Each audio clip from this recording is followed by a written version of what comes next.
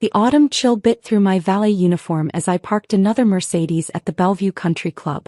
Mother's 55th birthday celebration was in full swing inside, and thanks to my brother Michael's brilliant suggestion, I was spending it directing traffic in the parking lot. "Hey sis, that Bentley needs moving," Michael called out from the entrance, champagne glass in hand. His Armani suit probably cost more than what he thought I made in a year. "The valet suits you, Julia. Finally found your calling." If he only knew that I'd turned down buying Bentley's parent company last month because I found their innovation timeline too slow. But here I was, playing my part, watching my family celebrate while thinking I was barely making ends meet. My phone buzzed. A message from Marcus, my COO. "Emergency board meeting needed. Singapore acquisition hit a snag. $4.2 billion deal at stake. Private jet standing by." I glanced at my watch, an understated Patek Philippe that cost more than Michael's house, and typed back, "How long can we delay? Critical decision needed within 2 hours. Asian markets opening soon." Perfect timing. I'd been wondering how to make my exit from this charade, and now the universe had handed me the perfect opportunity. Through the country club's floor-to-ceiling windows, I could see my family holding court, celebrating their perceived success while relegating me to the parking lot. "Julia." My mother's voice carried across the driveway. "There's a Ferrari coming. Try not to scratch it. We can't afford your mistakes tonight." I suppressed a smile, remembering the fleet of Ferraris sitting in my private garage. The one I'd designed myself was still in development at Maranello, with specifications that would make this one look like a family sedan. Inside, during my brief breaks to warm up, I caught snippets of conversation about me. My father, Charles Harrison, proudly introducing Michael as his successful child, the investment banker who'd recently made vice president at Morgan Stanley. Then, with a dismissive wave toward the parking lot, "Julia's still finding herself." Finding myself. Right. Like founding Harrison Global Technologies at 23, building it into a $50 billion company by 30, and keeping my identity secret from everyone, including my family who thought I was struggling with a small tech support job.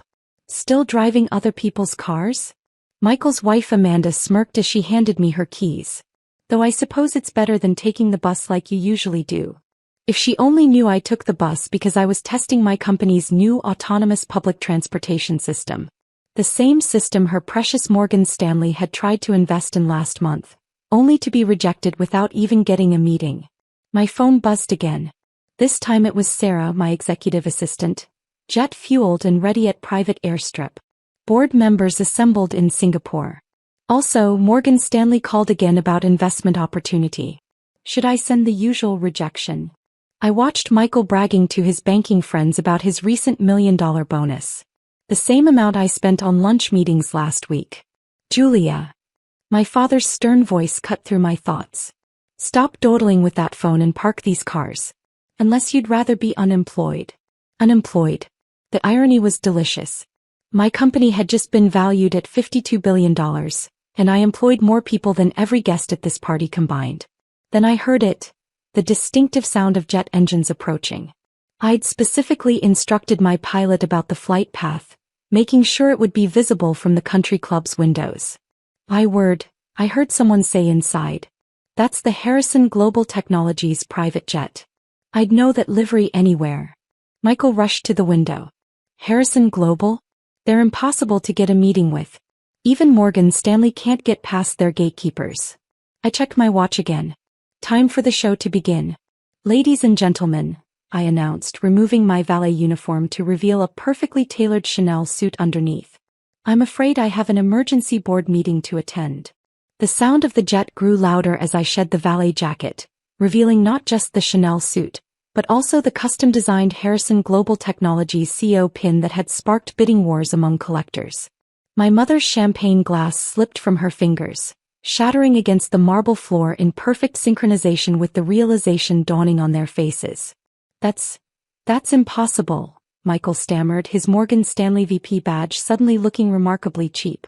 "You're a valet. You work in tech support." "Correction," I smiled, sliding my hand through my hair and removing the purposefully messy ponytail. "I own a tech support company. Along with Harrison Global Technologies, Harrison Aerospace, and about 50 other corporations you've probably begged for meetings with." The jet made another pass, closer this time, its distinctive black and gold livery clearly visible through the floor-to-ceiling windows. The same colors that adorned my CEO pin, which Michael was now staring at with growing horror. "Ms. Harrison," Sarah's voice came through my earpiece. "The board is assembled in Singapore. Mr. Lee from the Singapore Investment Authority is particularly anxious about the $4.2 billion deal. Tell them I'll be there in 90 minutes, I replied loud enough for everyone to hear. The room had gone deathly quiet, every guest frozen in place as they processed what was happening. "Julia," my father stepped forward, his banking instincts kicking in. "What game are you playing?" I pulled out my phone, the real one, not the decoy I'd been using, and projected the Harrison Global Technologies portfolio onto the club's display screens. "No games, father. Just business. Your kind of business, remember? The kind you said I'd never understand." The screens filled with data. Market cap $52 billion. Annual revenue $18 billion. Personal net worth $15.4 billion. Michael's recent $1 million bonus suddenly looked like pocket change. But you take the bus." Amanda blurted out, her designer dress suddenly seeming tacky against my understated elegance. "Yes, I do." I smiled. "The same autonomous buses my company is developing. The project Morgan Stanley has been desperately trying to invest in." I turned to Michael. "How many times have you pitched that deal to my board, brother?" 15. 20. Michael's face had turned an interesting shade of gray. Those meetings, the rejections, came directly from me. I checked my watch again. "Though I particularly enjoyed the last one where you told my board that your failure, sister, was proof that tech investments were unreliable." My mother had found her voice, though it trembled slightly. "Darling, why didn't you tell us? We're family." "Family?" I raised an eyebrow. "Like when you made me park cars at your birthday party? Or when you told the country club board that I couldn't afford membership? By the way," I gestured around the room, "I bought the club last week. Amazing what money can do." The jet made one final pass, close enough now that the registration number was visible. Michael, ever the banker, recognized it instantly. "HE001, he whispered. That's the CEO's personal aircraft." "Very good, Michael." I smoothed my suit. "Though I prefer HGD002 for shorter flights. This one's just for show tonight." Sarah's voice came through again. "Car is in position, Ms. Harrison." Singapore board growing restless. "Ladies and gentlemen," I announced to the stunned room, "I'm afraid I have a $4.2 billion acquisition to oversee. Mother, happy birthday. I'd stay for cake, but..." I gestured to the screens showing my company's stock price. "Markets wait for no one. Julia, wait." My father called out. "We should talk about this. As a family. There are opportunities." "Opportunities?" I turned back, enjoying the desperation in his voice. "Like the family investment fund you excluded me from? The one that's now worth less than my daily coffee budget." The sound of helicopter blades cut through the night. My actual transportation to the airfield. Michael's banking friends were practically drooling, recognizing the distinctive sound of the ultra-rare Airbus corporate helicopter. "By the way, Michael," I added as I walked toward the door, "Morgan Stanley's pitch? Rejected again. Though this time it's personal." The helicopter's blades whirred above the country club as I stepped outside, leaving a room full of shattered illusions behind. But I wasn't done yet. This evening's revelation had been 8 years in the making, and I intended to savor every moment. "Julia." Michael's voice carried over the noise as he chased after me, his perfectly coiffed hair now disheveled. "Wait. We need to talk about this." I paused, turning to face my brother who had spent years making sure everyone knew I was the family failure. "Talk about what, Michael? Your rejected Morgan Stanley pitches? Or perhaps your recent attempt to convince the Harrison Global Board that my leadership was questionable at best?" His face paled. "You know about that?" "I know everything." I pulled out my tablet, displaying his confidential Morgan Stanley presentations, including your suggestion last month that Harrison Global would be better off under Morgan Stanley's experienced leadership. "Tell me, what experience were you referring to? Your 3 years as VP or Amanda's trust fund?"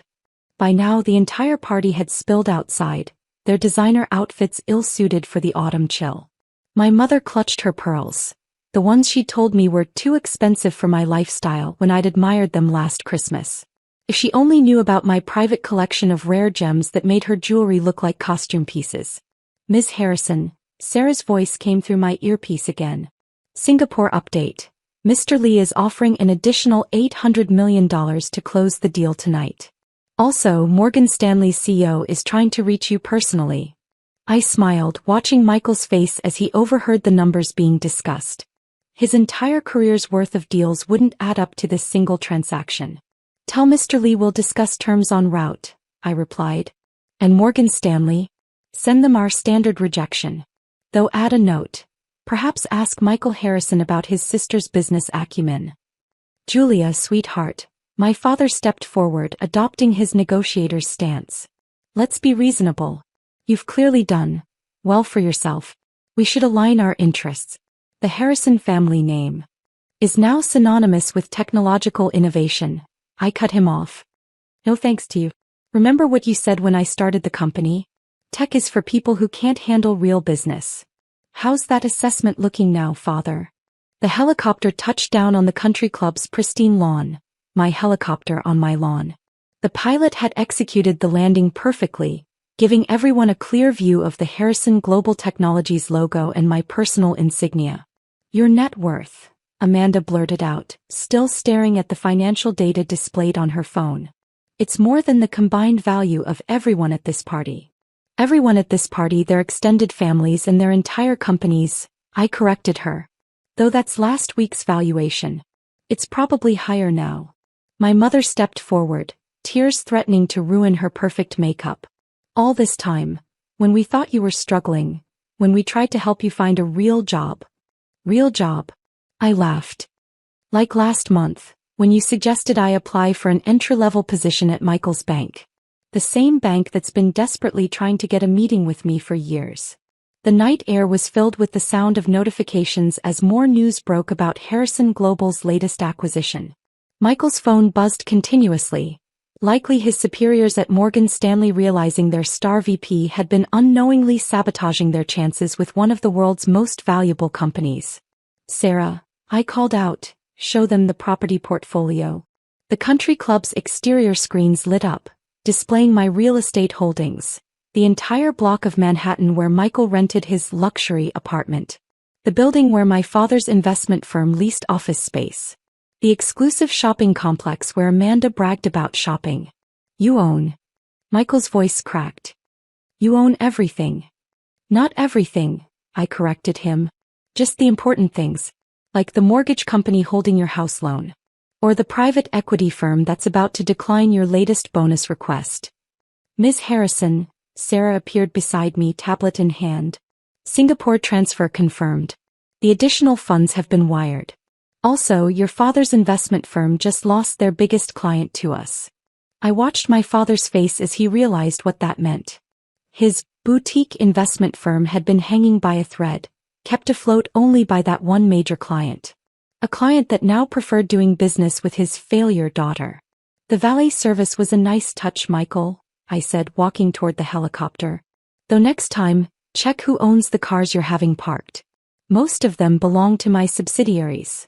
Julia, please, my mother made one last attempt. We're still family. We can work together, support each other. I paused at the helicopter's door. Support?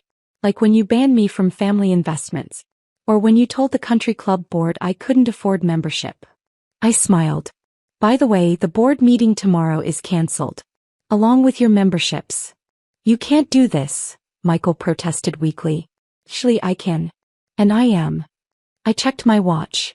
A gesture they'd seen me do countless times, never realizing it was controlling more than just time. At my signal, every screen in and around the country club lit up with the same message.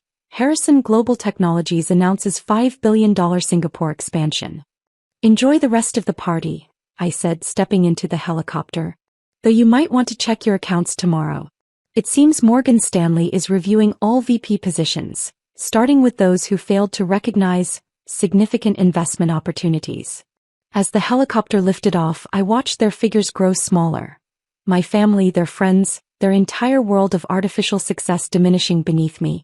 Through my earpiece I could hear the Singapore board members discussing the acquisition, billions of dollars hanging on my next decision. "Sarah," I called out over the noise of the rotors, "send them a gift." "The usual, Ms. Harrison?" "No." I smiled, thinking of all the times they'd mocked my little tech job. "Send them a bus pass. After all, they'll need to get used to public transportation." The helicopter banked toward my private airfield where HG001 waited. Below, the country club, my country club, continued to display the evidence of their daughter's success, while the family that had dismissed her for so long stood in the darkness, finally understanding what real business looked like. Sometimes the best revenge isn't just success. It's success they never saw coming, delivered with a precision that makes every previous slight worth it. And as my jet lifted off for Singapore, I couldn't help but think that parking cars had been worth it, just to see their faces when they realized who really owned the lot. "Sarah," I said as we reached cruising altitude, "send the country club a bill for the helicopter landing. Address it to Michael Harrison, former VP of Morgan Stanley. After all, he'd insisted on managing tonight's event. It was only fair he should manage the expenses too." As we crossed the Pacific toward Singapore, Sarah handed me one final update. "Your brother's Morgan Stanley termination is confirmed, effective immediately." The board cited catastrophic failure to recognize key investment opportunities. "Also, your parents' country club membership fees have been retroactively adjusted to the non-family rate." I leaned back in my jet's custom leather seat, opening my laptop to review the Singapore acquisition details. "And the bus passes?"